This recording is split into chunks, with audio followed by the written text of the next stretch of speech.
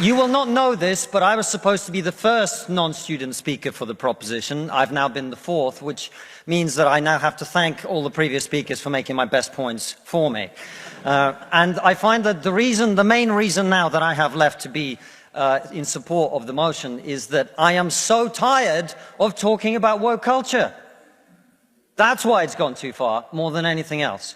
And I thank the other speakers for making the points for me, because it means I don't have to reiterate the point that no, free speech is not some right-wing reframing of whatever. It's the foundation of Western civilization. Upon this civilization is built, and the Enlightenment values that led to it. I don't have to make the point that has been made by far better people in the past, that the only way to deal with the problem of racism is to treat people on the content of their character and nothing else. And the fact that woke culture seeks to overturn that is a new form of racism that we must all oppose. It means also I will not use this opportunity to say I told you so, as someone who spent the last 5 years warning people in the West that if we continue to erode our culture, if we continue to undermine our confidence in Western values, that our enemies like Vladimir Putin will seek to capitalize on it. I will not make any of those points tonight, at all. Instead, I am not going to talk to those of you who already agree with me, which I imagine is most of you. I'm not going to talk to you because I imagine after everything you've heard tonight, you're going to vote for the proposition. I'm going to confess I will take your vote for granted. Tonight, I am the Labour Party and you are the Red Wall. Now, I want to talk to those of you who are woke and who are open to rational argument. A small minority, I accept. Because one of the tenets of wokeness is, of course, that your feelings matter more than the truth. But I believe in you. I believe there are those of you here who are woke, who are open to rational argument, so let me make one. We are told that your generation cares more than any other about one issue in particular, and that issue is climate change. We're told that many of you suffer from climate anxiety. You wish to save the planet. And for tonight, and tonight only, I will join you. I will join you in worshipping at the feet of St. Greta of climate change. Let us all accept right here, right now, that we are living through a climate emergency and our stocks of polar bears are running extremely low. I join you in this view. I truly do. Now, what are we to do about this huge problem facing humanity? What can we in Britain do? We can only do one thing. You know why? This country is responsible for 2% of global carbon emissions, which means that if Britain was to sink into the sea right now, it would make absolutely no difference to the issue of climate change. You know why? Because the future of the climate is going to be decided in Asia and in Latin America by poor people who couldn't give a shit about saving the planet. No, thank you. No, thank you. It's going to be decided by poor people in Asia and Latin America who don't care about saving the planet. You know why? Because they're poor. Because they're poor. I come from Russia, which is not a poor country, it's a middle-income country.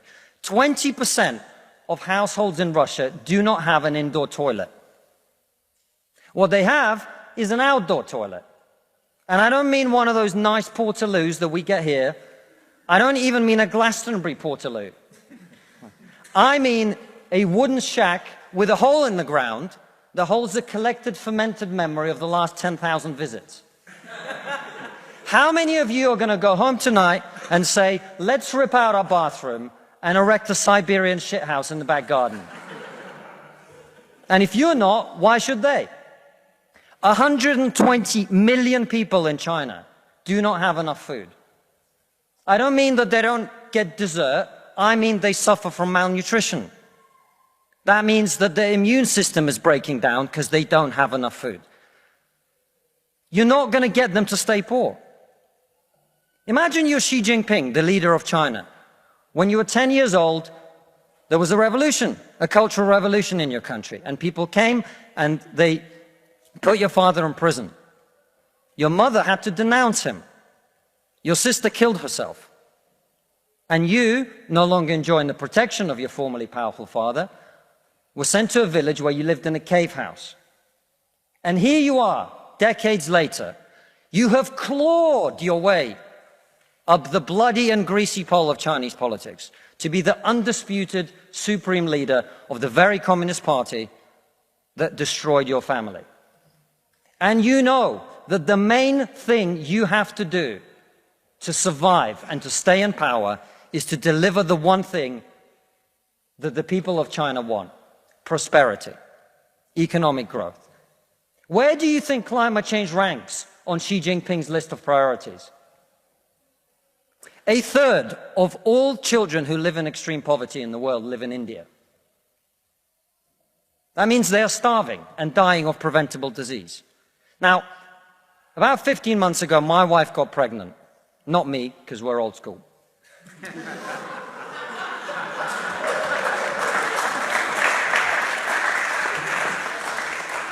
And for 9 months, we talked about what our boy would look like, what he might do when he grows up. We looked at baby scans and videos on YouTube about what the fetus looks like at 9 months and 12 months and 20 months. And eventually he was born. And he is this cute little bundle of joy. He's cuter than about 80% of puppies. Right? Now, if you said to me that I had a choice, either my son had a serious risk of starving or dying from a preventable disease in the next year, or I could press a button and he would live. He would go to school. He would bring his first girlfriend home. He'd go to university and graduate and become a woke idiot.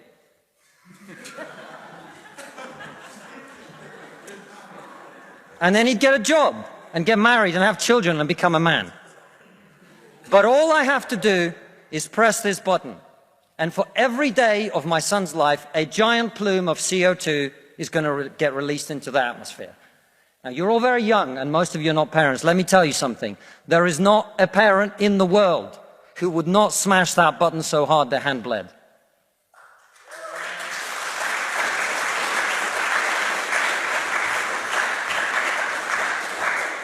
You are not going to get these people to stay poor.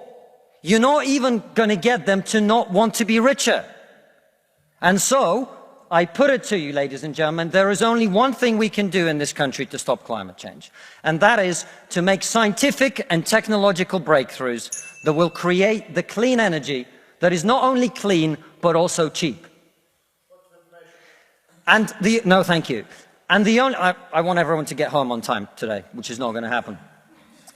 And the only thing that wokeness has to offer in exchange is to brainwash bright young minds like you to believe that you are victims, to believe that you have no agency, to believe that what you must do to improve the world is to complain, is to protest, is to throw soup on paintings. And we on this side of the House are not on this side of the House because we do not wish to improve the world. We sit on this side of the House because we know that the way to improve the world is to work, is to create, it is to build. And the problem with woke culture is that it's trained too many young minds like yours to forget about that. Thank you very much.